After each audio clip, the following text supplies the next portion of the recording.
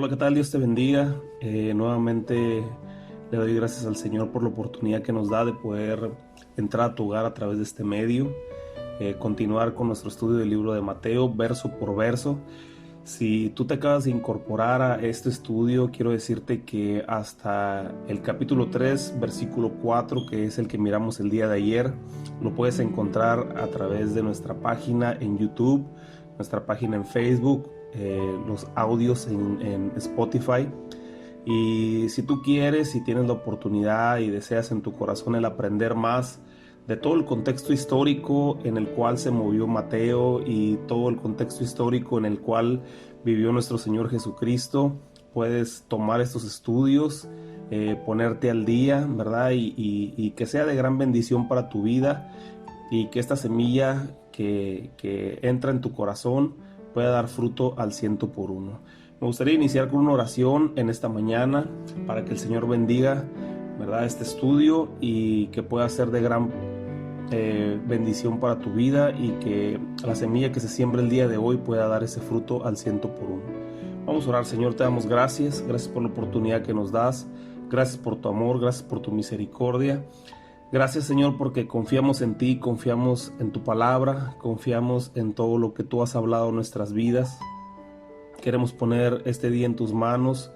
Quiero poner la vida de mis hermanos en tus manos y que seas tú bendiciéndolos, fortaleciéndolos, llenándolos de tu presencia y de tu Espíritu Santo, Señor. Ahí en su hogar donde ellos están, Señor, que puedan sentir tu Espíritu Santo, Señor, que puedan sentir tu presencia, que puedan sentir cómo tu gloria y tu poder cae en sus hogares, Señor, y que, mi Dios, ellos puedan fortalecerse en tu presencia, fortalecerse en tu espíritu, fortalecerse en tu palabra, Señor, y que este día ellos puedan compartir el mensaje a todas aquellas personas que lo necesitan. Mi Dios, sabemos que estamos en medio, Señor, de una situación mundial donde tenemos que ser esa luz, como dice tu palabra, en medio de la oscuridad, donde tenemos que ser esa sal de la tierra, donde tenemos, Señor, que compartir las buenas nuevas de salvación que tú has traído a nuestras vidas, compartirla con todas las personas que nos rodean, Señor. Y esa es mi oración para este día, Señor, que cada uno de mis hermanos, que cada una de las personas, Señor, que escuchan este mensaje puedan compartir tu palabra, puedan compartir, mi Dios, el mensaje de salvación que tú has traído a la humanidad, Señor, con las personas que le rodean, Señor. Yo te doy gracias, nuevamente te pedimos por la situación global, mi Dios, de esta pandemia, Señor, te pedimos que sea tu Espíritu Santo, mi Dios, sanando a cada enfermo, todos los enfermos, Señor, que hemos puesto como petición, Señor, a través de nuestro grupo de oración. Sánalos, Señor, mi Dios, fortalece su sistema, mi Dios, de defensas, que puedan ser fuertes como un búfalo para poder vencer la adversidad, Señor, y que tengan una pronta recuperación, mi Dios, a todas las personas que conocemos, Señor, que han contraído esta enfermedad, Señor, de aquí de Ensenada, de Tijuana, Rosarito, Mexicali, mi Dios, y en todo México, Señor, aunque no los conocemos, pero tú los conoces por nombre y, como dice tu palabra, hasta el cabello, hasta el número de cabellos que ellos tienen en su cabeza, tú lo conoces. Te pedimos por cada persona, Señor, y te pedimos que hagas retroceder esta enfermedad, mi Dios, y que prontamente podamos reunirnos nuevamente, mi Dios, para adorarte y glorificarte en un mismo corazón y en un mismo espíritu. Señor, te damos gracias en esta mañana. Bendice a mis hermanos en sus trabajos, en el nombre de Jesús. Amén.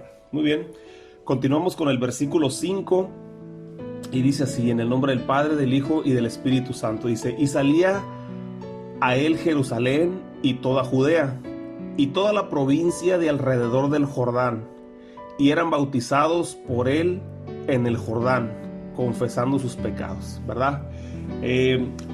Estamos hablando sobre Juan el Bautista. Retomamos la clase que teníamos el día de ayer, ¿verdad? Y estamos hablando sobre la vida, sobre el ministerio de Juan el Bautista, cómo Juan el Bautista, a través de la convicción que recibió por medio de una palabra que hizo rema en su corazón, ¿verdad? Esa palabra que cuando él la leyó en las escrituras, en los pergaminos, él sintió que esa palabra era de él, que él se estaba apropiando de esa palabra, donde decía que voz que clama en el desierto, preparar el camino del Señor.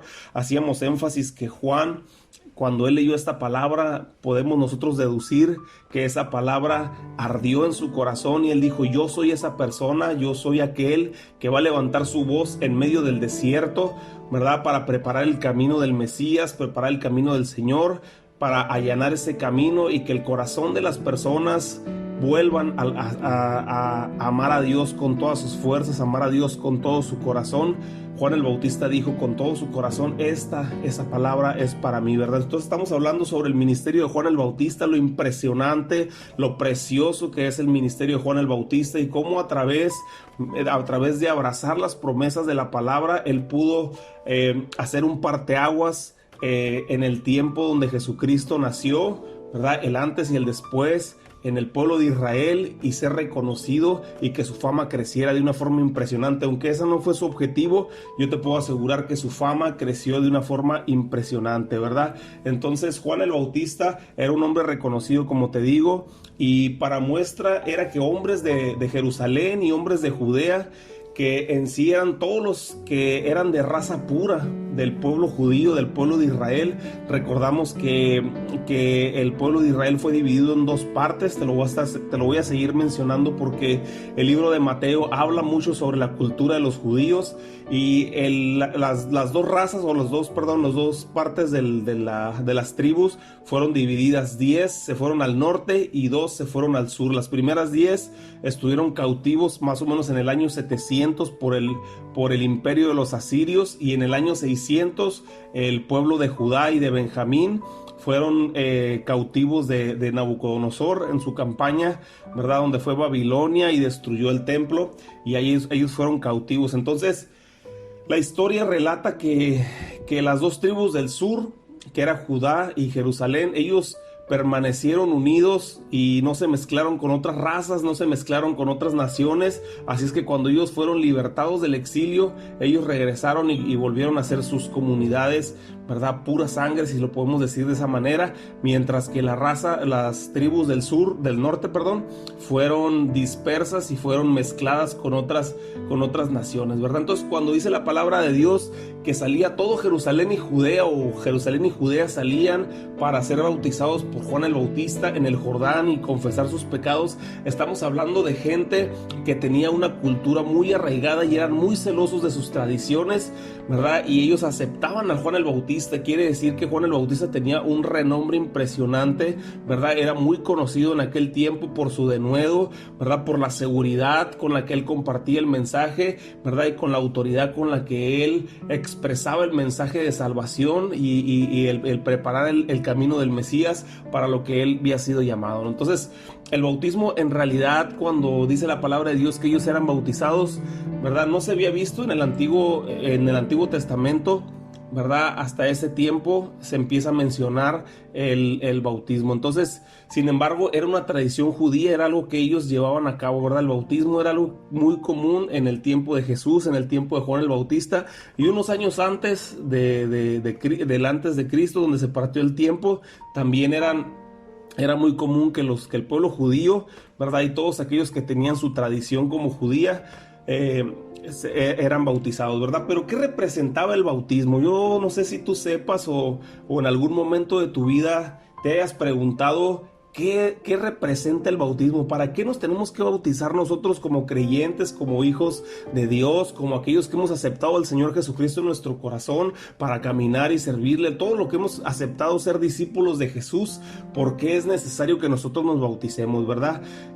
Yo sé que algunos, como yo, ¿verdad? En algún momento, después de caminar mucho tiempo con el Señor, no tenía ni la menor idea de lo que significaba el bautismo, ¿no? Así es que voy a tratar de explicártelo en este espacio corto para que tú puedas tener un entendimiento más amplio de lo que significa el bautismo, ¿verdad? Entonces, el bautismo sabemos que es un acto de obediencia, ¿verdad? Que hacemos con el fin de que nosotros queremos aceptar a Cristo en nuestro corazón y hacer pública nuestra fe, ¿verdad? Esa es la manera en que nosotros hacemos pública nuestra fe, cuando delante de las personas y delante de las multitudes nos bautizamos. En ese momento nosotros estamos diciéndole a la humanidad y diciéndole al mundo que creemos en Jesús y que queremos caminar conforme a su voluntad, y que la forma correcta, ¿verdad?, de ser bautizados también sabemos nosotros que es siendo sumergidos, ¿verdad? sumergidos en agua de pies a cabeza, que quedes todo mojado, todo empapado, no es con unas gotitas o con un atomizador, ¿verdad? No, es totalmente ser sumergido, ¿verdad? Porque la palabra bautismo viene de su raíz, ¿verdad? De su raíz latina o su raíz griega, ¿verdad? Que significa literalmente sumergir. Entonces, cuando se habla de bautismo, se habla de la palabra sumergir, ¿verdad? Pero, ¿dónde tiene su origen el bautismo, verdad? Nosotros ya ahorita acabamos de ver que el bautismo es un acto de obediencia, que tenemos que ser sumergidos, que a través del bautismo nosotros hacemos pública nuestra fe, ¿verdad? Pero ¿dónde tiene su origen el bautismo, verdad? Antes, en el Antiguo Testamento, no se hablaba de un bautismo como tal, como el que presentó Juan el Bautista o como el que presentó Jesús a través de sus discípulos. Bueno, hay dos razones por las cuales se cree que se instituyó el bautismo desde la antigüedad, ¿verdad? La primera es que en los libros de Moisés, del Éxodo al Deuteronomio, el Señor les da una serie de instrucciones al pueblo de cómo purificar su cuerpo, ¿verdad? Las cuales ellos debían de cumplir para no ser considerados como inmundos o sucios delante de la presencia de Dios, ¿verdad? En esto se incluía el lavamiento, ¿verdad? Que decía el Señor, vete y lávate en fulanito arroyo y sumérgete y ya luego vienes, ¿verdad? Entonces hablaba de ese tipo de lavamientos. Entonces así es como el bautismo ahora representa, es el símbolo del lavamiento, ¿verdad? Quitar la inmundicia, quitar el pecado, quitar todo aquello que nos estorba, ¿verdad? De una forma pública para que la gente vea que nosotros tenemos ese deseo y esas ganas de cambiar, ¿verdad? Pero aquí cabe mencionar algo muy, muy importante, ¿verdad? Y quiero que me pongas mucha atención en esto, porque esto es parte de la doctrina, parte de la enseñanza, parte de lo que es necesario que tú sepas para no caer en religiosismo, ¿verdad? En religiosidad, para no caer, ¿verdad? En prácticas que no nos llevan a ningún objetivo o no nos llevan a ningún camino, ¿verdad? O a ninguna meta. El bautismo es solo un símbolo y un acto de obediencia que el Señor Jesucristo nos dejó, ¿no? Jesús dijo, ir y hacer discípulos bautizándolos, ¿verdad? En el nombre del Padre, del Hijo y del Espíritu Santo.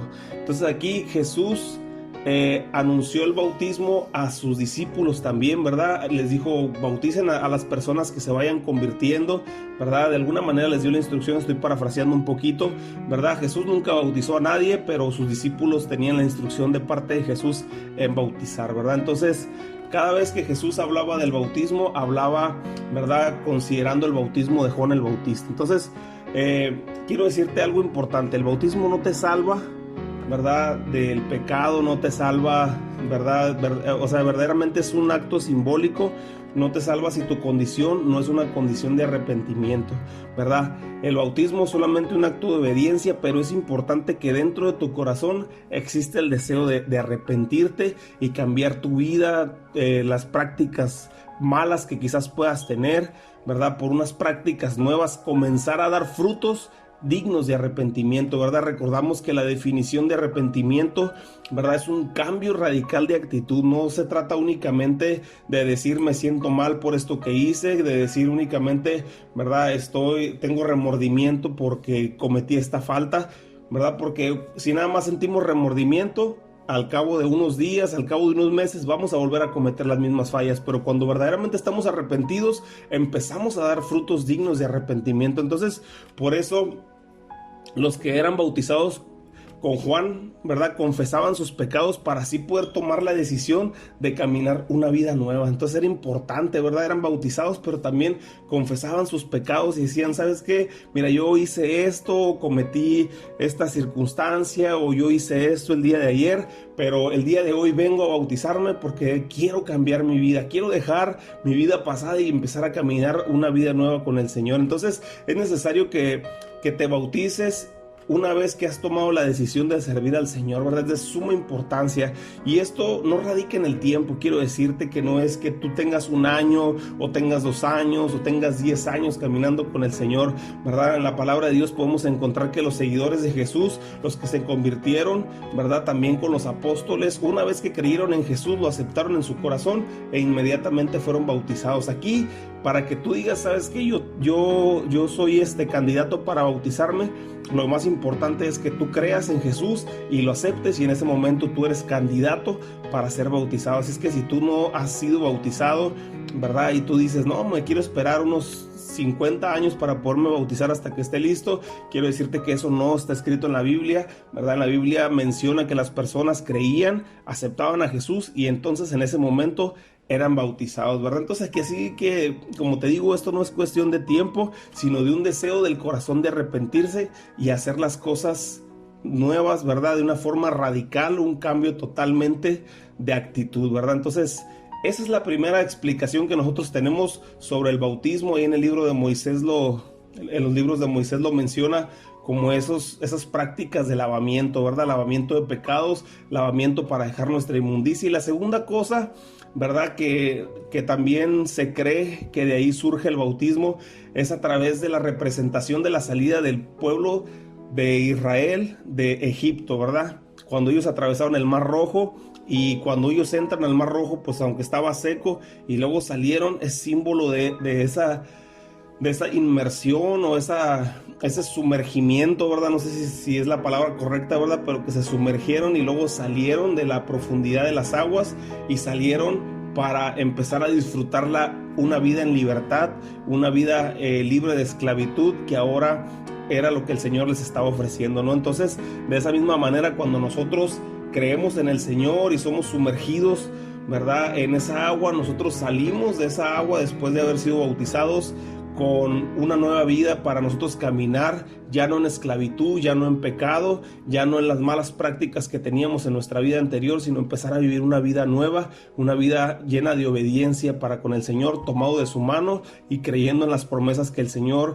tiene para nuestras vidas, ¿verdad? Entonces, de cualquier manera que sea, lo importante es que fue algo que Jesús aprobó, es algo que Jesús practicó y es algo que Jesús ordenó. Así que como seguidores nosotros debemos de practicarlo y también debemos de enseñarlo, ¿verdad? Enseñar que es necesario que se bautice. Entonces aquí dice la palabra de Dios que la gente de Jerusalén y la gente de Judá venían a Juan el Bautista para ser bautizados y para confesar sus pecados, ¿verdad? Qué importante era el trabajo que estaba haciendo Juan el Bautista, porque sus corazones estaban siendo cambiados, estaban siendo transformados, ¿verdad? Un corazón de piedra por un corazón de carne, ¿verdad? Por eso dice su palabra poquito más arriba, donde dice que su corazón iba a cambiar, perdón, lo dice en Lucas, donde dice que él iba a preparar el corazón para que el pueblo lo aceptara, ¿no? Aceptara a Jesús, aceptara, ¿verdad?, el nuevo reino a través del cual nosotros íbamos a vivir una nueva vida, ¿verdad? Versículo 7 dice: al ver que muchos de los fariseos y los saduceos venían a su bautismo, les decía él, generación de víboras, ¿quién os enseñó a huir de la ira venidera? Haced pues frutos dignos de arrepentimiento, y no penséis decir dentro de vosotros mismos: a Abraham tenemos por padre, porque yo les digo que Dios puede levantar hijos de Abraham hasta de las piedras, ¿verdad? Y también el hacha está puesta a la raíz de los árboles. Por tanto, todo árbol que no da fruto es cortado y es echado en el fuego, ¿verdad? Qué tremenda palabra aquí, qué tremenda enseñanza nos enseña Mateo a través de esta escritura, ¿verdad? Y aquí menciona a dos personajes, ¿verdad? Estamos hablando de los personajes que van apareciendo poco a poco en la Biblia, ¿verdad? Como Mateo los menciona. Y aquí vemos primeramente a los fariseos y a los saduceos, dice que venían a su bautismo, ¿verdad? Para ver cómo Juan los bautizaba y venir y empezar a criticar, yo creo, de alguna manera, ¿verdad? Pero ¿quiénes eran los saduceos? Quiero decirte que había algunos grupos políticos en el tiempo de Mateo, en el tiempo de Jesús, perdón. Y aquí nada más Mateo menciona a dos, que son los saduceos y los fariseos, pero yo quiero mencionarte a cuatro grupos o cuatro tipos políticos que existían en ese tiempo, ¿verdad? Los primeros eran los saduceos. ¿Quiénes eran los saduceos? Los saduceos eran miembros de la aristocracia antigua, ¿verdad? dentro de los ricos, ¿verdad? De la élite, de la gente de dinero, ¿verdad? La gente que era más pudiente en ese tiempo. Entonces, cada vez que tú escuches en la palabra de Dios que habla sobre los saduceos, ¿verdad? Eran religiosos, pero eran de los religiosos ricos. En alguna ocasión yo estaba estudiando sobre los saduceos y decía que ellos pues no iban y tenían contacto directamente con la prole, ¿no? Con el pueblo, con la gente, ¿verdad? Así como la tenían los fariseos, ¿verdad? Ellos eran más de élite, más se movían en las altas sociedades. Entonces los saduceos eran miembros de una aristocracia antigua, ¿verdad? Eran primariamente políticos, ¿verdad? Lo primero, antes que cualquier otra cosa, eran políticos, ¿verdad? Y estaban ellos muy interesados en mantener la prosperidad del Estado secular antes que la religión, ¿verdad? La religión o su creencia, su cultura, ¿verdad? Como judíos, ¿verdad? Como personas que habían crecido en una cultura judía, la tenían en un segundo plano, ¿verdad? Los saduceos negaban la resurrección del cuerpo, ellos, ¿verdad? Ellos negaban totalmente que las personas resucitaban, dice la palabra de Dios en Hebreos, ¿verdad? Que las cosas básicas que nosotros tenemos que enseñar, ¿verdad? Es la resurrección, que tenemos una resurrección en Cristo Jesús, ¿verdad? Una nueva vida después de la muerte, donde vamos a vivir una vida eterna y vamos a reinar con Él, ¿verdad? En el reino milenial, donde nosotros vamos a vivir una eternidad con Él, ¿verdad? Y es cosa de lo que nosotros debemos de enseñar. Entonces los saduceos negaban esa parte de la resurrección, ¿verdad?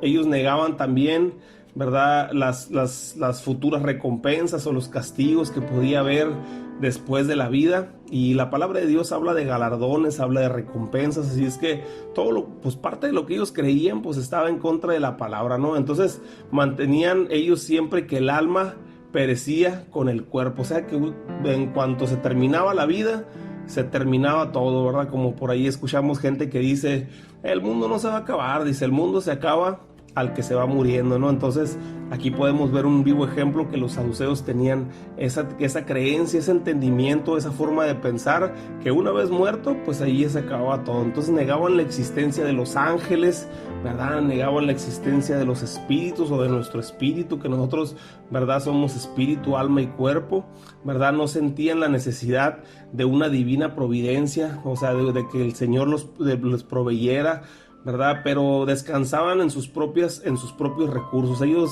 decían, mientras nosotros seamos ricos o mientras nosotros tengamos dinero, mientras nosotros tengamos propiedades, no nos hace falta nada, ¿verdad?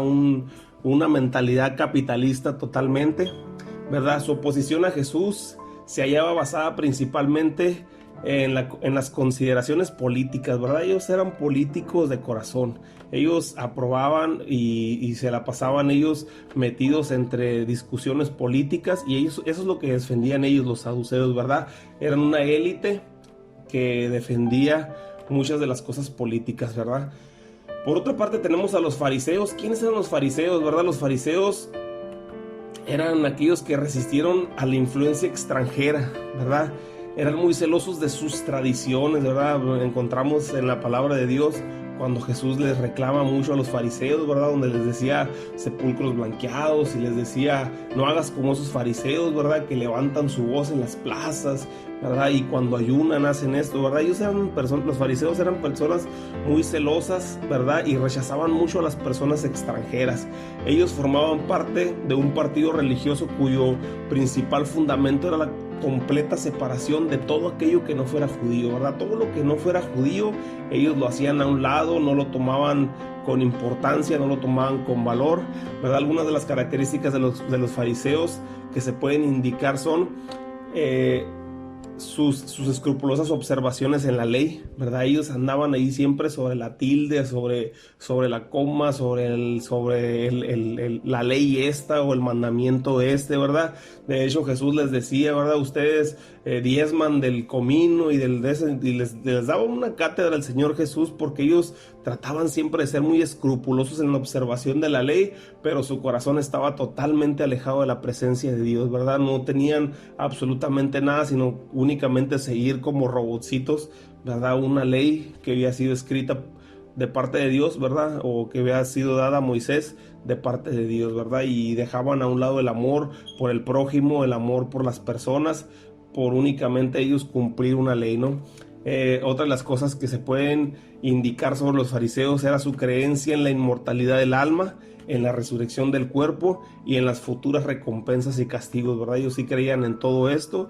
Otra de las cosas eran las expectaciones mesiánicas. Ellos sí estaban esperando al Mesías, ¿verdad? Pero eran demasiado rigurosos como para creer que Jesús iba a ser el Mesías, ¿verdad? Porque ellos esperaban a otro tipo de Mesías, ¿verdad? Quizás uno que iba a llegar como rey a vencer al pueblo romano y darles una posición dentro de una élite social en el mundo, ¿verdad? Pero sabemos que el Señor Jesucristo vino con toda humildad, como lo describió el profeta Isaías, ¿verdad? Entonces, otra de las cosas que podemos indicar sobre los fariseos era que ellos sí creían en los ángeles, creían en los espíritus, creían en la providencia divina, pero juntamente con esto, en la libertad de la voluntad del hombre. O sea, el hombre podía hacer muchas cosas por voluntad propia, ¿verdad? Otra de las cosas es que ellos tenían una separación de las masas de la gente, ¿verdad? Ellos hacían su grupo, su élite a un lado, ¿verdad? Y no les importaba a las demás personas, ¿verdad? Ellos tenían su grupito, ¿verdad? Y sabemos que la palabra de Dios nos enseña que nosotros no debemos de hacer acepción de personas, y ellos hacían acepción de personas. Eso está en contra de lo que el corazón de Dios siente y desea, ¿verdad? Y una última cosa en las características de los fariseos era que el patriotismo lo miraban como una naturaleza religiosa, ¿verdad? Para ellos la patria y la religión eran cosas muy, muy importantes, ¿verdad? Son cosas que ligaban mucho a ellos, ¿verdad? El reino de David era su prototipo, ¿verdad? Cuando David venció en su tiempo, como dice la palabra en el libro de Samuel, ¿verdad?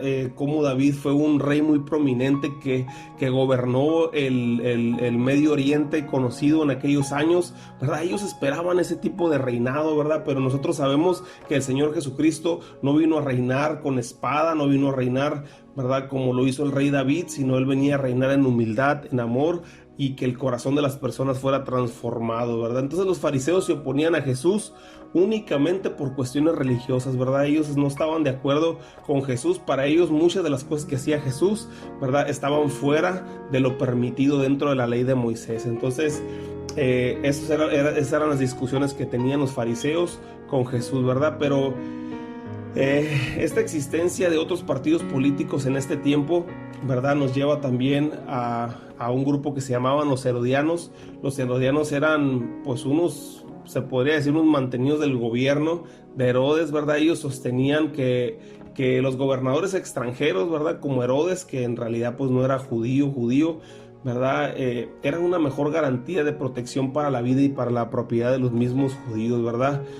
Su creencia religiosa de los herodianos era muy, muy parecida a la de los fariseos.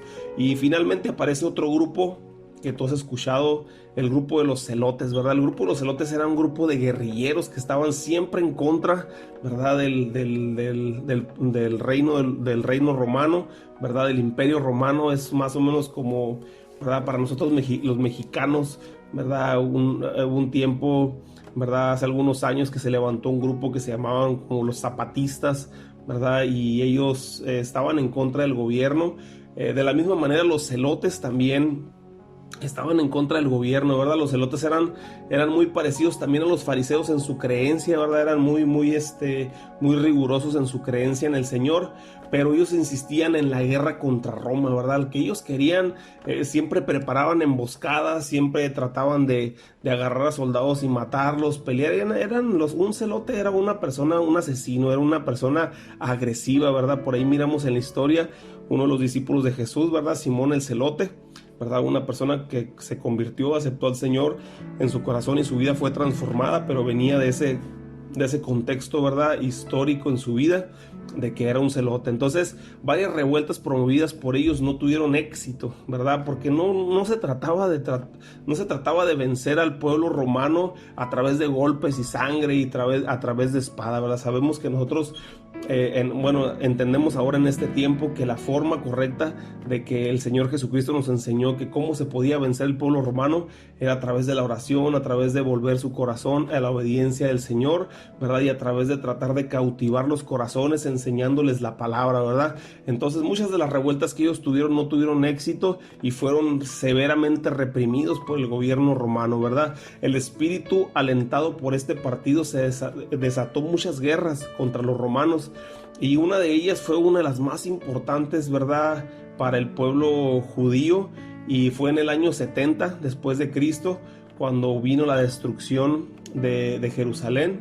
Ahí tuvieron mucho que ver estos celotes en el movimiento guerrillero, ¿verdad?, para que se suscitara esta destrucción de Jerusalén. Entonces, y así era algo similar a lo que nosotros vivimos en este tiempo, ¿verdad? No sé si te has dado cuenta, ¿verdad? Ahorita hemos mirado 4 tipos de partidos políticos religiosos que se movían en el tiempo de Jesús, pero en este tiempo también hay muchas creencias, muchos puntos de vista diferentes. Sin embargo, solo hay una verdad, y es la palabra de Dios. Y en medio de este mundo de creencias diferentes, donde cada quien piensa lo que mejor le parece, no hay como basarnos nosotros únicamente en las palabras que habló el Señor Jesucristo, ¿verdad? Lo que el Señor Jesucristo enseñó, ya que en el Señor Jesucristo nosotros encontramos la palabra directamente de Dios, ¿verdad? Acuérdate que dice el libro de Juan que en el principio era el verbo, y el verbo era con Dios, y el verbo era Dios, y el verbo se hizo carne y caminó con nosotros. Y cuando se habla del verbo, se habla, ¿verdad?, de la palabra de Dios, esa palabra poderosa que creó los cielos y la tierra, que creó el universo, que creó las montañas, las aves y todo eso, y es esa palabra la que el Señor Jesucristo nos habla, ¿verdad? Entonces, cuando nosotros escuchamos, ¿verdad?, hablar de todo ese grupo de personas que en este tiempo tienen diferentes creencias, no hay como nosotros irnos y enfocarnos en la palabra de Dios, ¿verdad?, que es nuestra luz, ¿verdad?, es la lámpara a nuestros pies, ¿verdad? Entonces Juan se dio cuenta que venían estos fariseos y estos saduceos pues a su bautismo, ¿no?, a tratar de sentirse un poco mejor y calmar su conciencia, porque ellos sabían que no estaban haciendo y actuando de la mejor manera. Entonces venían a tratar de mitigar un poco su culpa, y él les decía: generación de víboras, ¿verdad?, ¿quién les enseñó a esconderse del castigo que ha venido sobre todo aquel que desobedece la palabra de verdad, ¿no?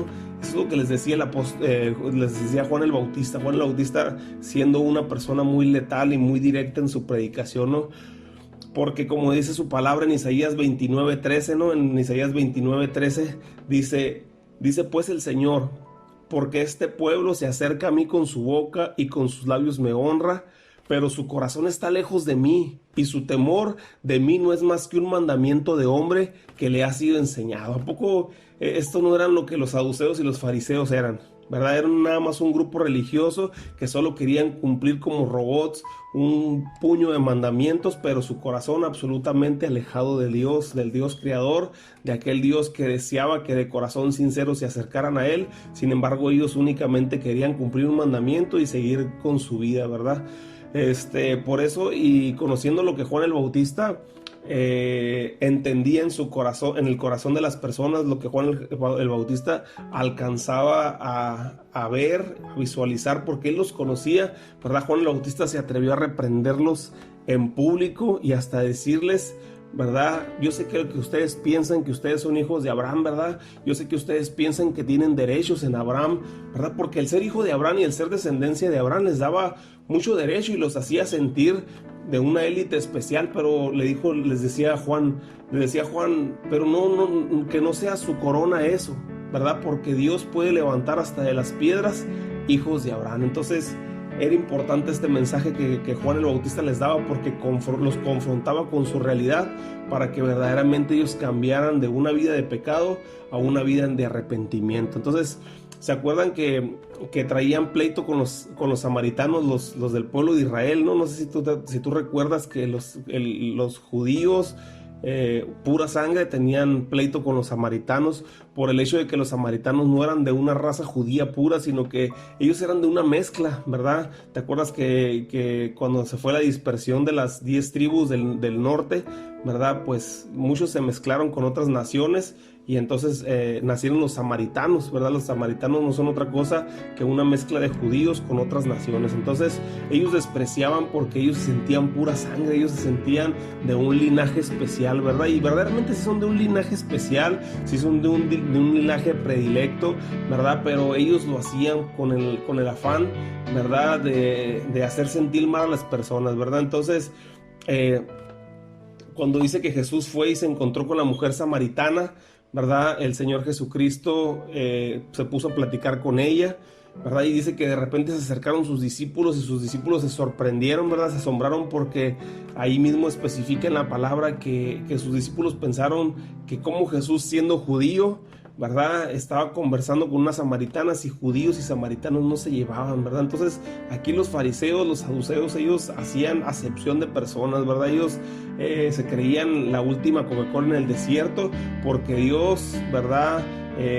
Los había hecho descendencia de Abraham, ellos eran pura sangre, ellos tenían privilegios que otros no tenían, y entonces Juan el Bautista los tenía que confrontar de alguna manera y decirle, ¿sabes qué? Eso que no sea tu corona, eso que no sea algo, ¿verdad? Para que tú desprecies a las demás personas, porque Dios puede levantar hasta de las piedras hijos de Abraham, ¿verdad? Entonces, algo así como lo que nos dice el Señor cuando declaró que si nosotros no predicábamos, las piedras iban a predicar, ¿verdad? Así es que nosotros tenemos que levantarnos y predicar la palabra del Señor, las buenas nuevas, porque si no lo hacemos nosotros, ¿verdad? No nos vamos a jactar nosotros de que nosotros tenemos, ¿verdad? El Evangelio en nuestra vida y que nosotros lo podemos dispersar cuando queramos, ¿verdad? Porque si no nos apuramos o si no queremos hacer el trabajo que el Señor nos ha designado de ir a ser discípulos, pues hasta las piedras lo van a hacer, ¿no? Entonces así Juan el Bautista les da un ultimátum a estas personas ahí en el versículo que estábamos leyendo, diciéndoles: el hacha está puesta y el Señor no está jugando,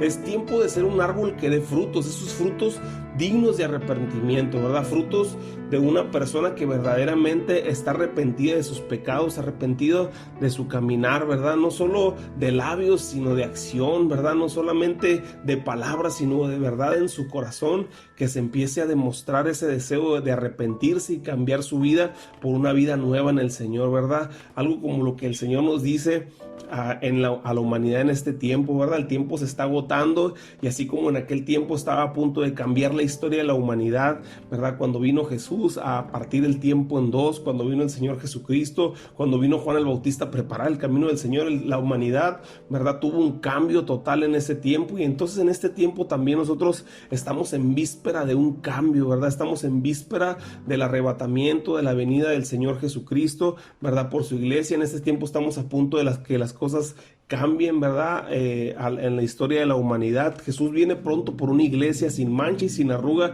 y es tiempo de comenzar a dar esos frutos dignos de arrepentimiento nosotros como hijos de Dios, ¿verdad? No se puede servir a dos señores, dice su palabra, ¿verdad? No podemos ignorar, ¿verdad? Todas las cosas que están aconteciendo, que son principios de dolores, ¿verdad? Busquemos el comenzar nosotros a dar esos frutos dignos, ¿verdad? De arrepentimiento, como esas personas que verdaderamente deseamos un cambio, ¿verdad? El Apocalipsis en el último capítulo 22 dice que el puro purifíquese más, ¿verdad? Y el sucio ensúciese más, ¿verdad? Porque el tiempo ya se está terminando, ¿verdad? Y la pregunta que yo te quisiera hacer en este día es: ¿cómo estamos nosotros? ¿Cómo es nuestra condición? ¿Qué tan preparados estamos, verdad, para la venida del Señor, verdad? ¿Somos como las 10 vírgenes, como las 5 vírgenes prudentes, o como las 5 vírgenes insensatas? ¿Tenemos nuestras lámparas llenos del aceite del Espíritu Santo, o estamos totalmente vacíos, verdad, y esperando una oportunidad para ir a llenarnos, verdad? Pero quizás cuando nosotros vayamos a llenarnos del Espíritu Santo,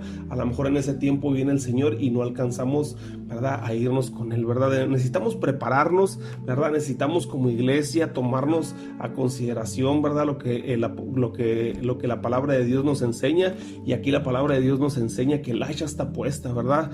Y el tiempo se está cortando, ¿verdad? En el versículo 11 continuamos con el escrito, ¿verdad? Dice: yo a la verdad os bautizo en agua para arrepentimiento, pero el que viene detrás de mí, cuyo calzado no soy digno de llevar, es más poderoso que yo. Él los bautizará en Espíritu Santo y fuego, y su aventador está en sus manos, y limpiará su era y recogerá su trigo con el granero, y quemará la paja en el fuego que nunca se apagará, ¿verdad? Qué tremenda esta palabra, porque a través de esta palabra nosotros podemos ver cosas de los últimos tiempos que estamos viviendo, ¿verdad? Ahora en esta actualidad, ¿verdad? Cuando se refiere al que viene detrás de él se está refiriendo a Jesús, ¿verdad? Juan se está refiriendo a Jesús, el ministerio que Jesús iba a venir a traer, ¿verdad? El cual a nosotros nos ha bautizado con el Espíritu Santo, ¿verdad? Y ese bautismo del Espíritu Santo, recordemos como lo menciona en Juan 16:7, ¿verdad? El Señor Jesucristo estaba a unas horas de ser crucificado y ¿sabes qué? Reunió a sus discípulos y les empezó a decir cosas importantes, ¿verdad? Yo me puedo imaginar a Jesús, ¿verdad? Como cuando si alguien te dice, si llegaran y te dijeran a ti, ¿sabes qué? Te quedan 10 horas de vida, pues yo trataría de juntar a mi familia, les empezaría a decir las cosas más importantes que yo quisiera que ellos supieran. Entonces, de la misma manera, Jesús reúne a sus discípulos y les empieza a declarar las últimas cosas importantes que él quería que sus discípulos, sus 12 apóstoles supieran, ¿verdad? Y aquí en el capítulo 16, versículo 7 del libro de Juan, les dice: pero yo os digo la verdad, dice, os conviene que yo me vaya, porque si no me fuera, el Consolador no vendría a vosotros, mas si me fuere, os lo enviaré, ¿verdad? Aquí está hablando de que es necesario que él se vaya para que comience la era del Espíritu Santo, ¿verdad? Y dice el versículo 8, y cuando él venga, convencerá al mundo de pecado, de justicia y de juicio. De pecado por cuanto no creen en mí, de justicia por cuanto voy al Padre y no me veréis más, y de juicio por cuanto el príncipe de este mundo ha sido ya juzgado, ¿verdad? Qué tremendas estas palabras, ¿verdad? Voy a tratar de explicarte cada una de ellas, porque es importante que nosotros las entendamos. Es una joya de la palabra de Dios esta porción, ¿verdad? Así como toda la palabra es una joya, esta palabra es una joya para este tiempo, ¿verdad? ¿Por qué de pecado le dijo el Señor?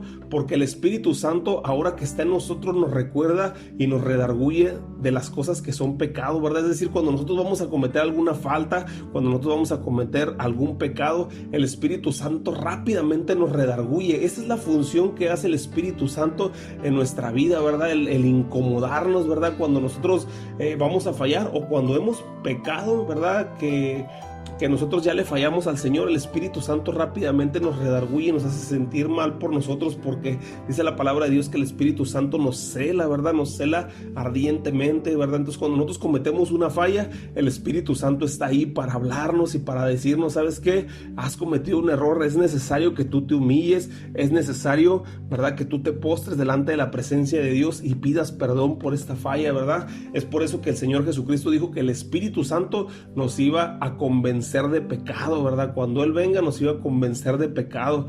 La segunda cosa es de justicia, perdón.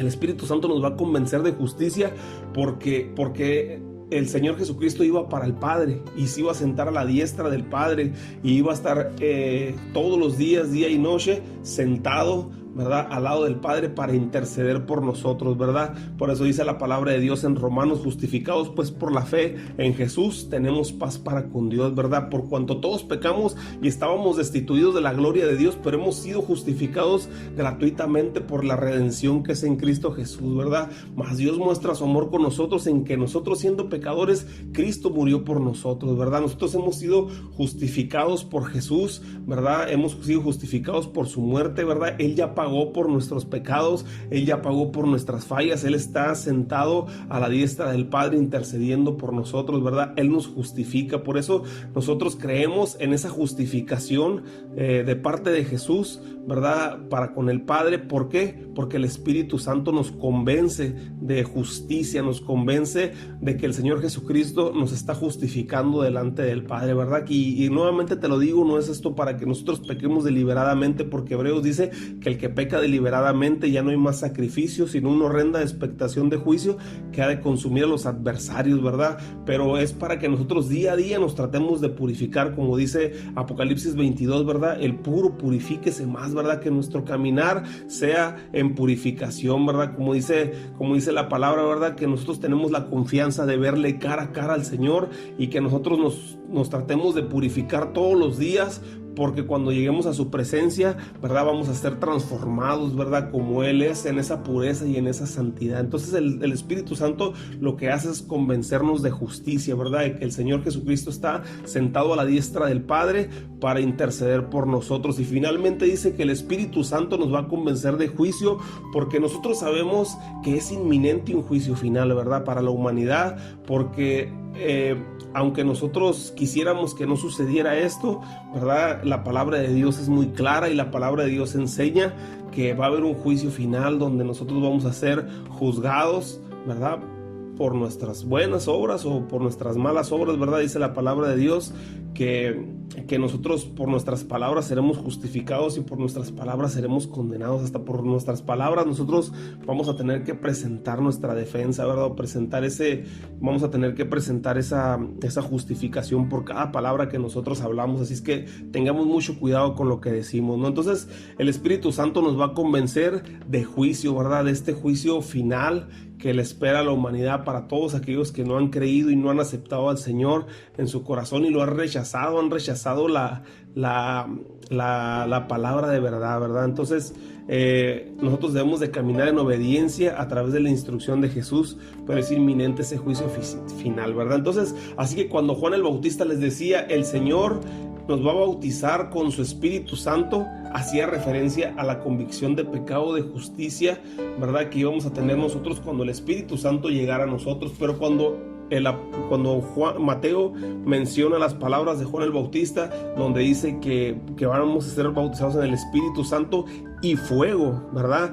Esa palabra en fuego habla del castigo inminente que es para todo aquel que rechaza la palabra de Dios, ¿verdad? Todo aquel que no quiere aceptar al Señor en su corazón, porque dice la palabra de Dios que lleguemos, compartamos el mensaje y si no lo aceptan, ¿verdad? Sacudamos el polvo de nuestros pies y vámonos, ¿verdad?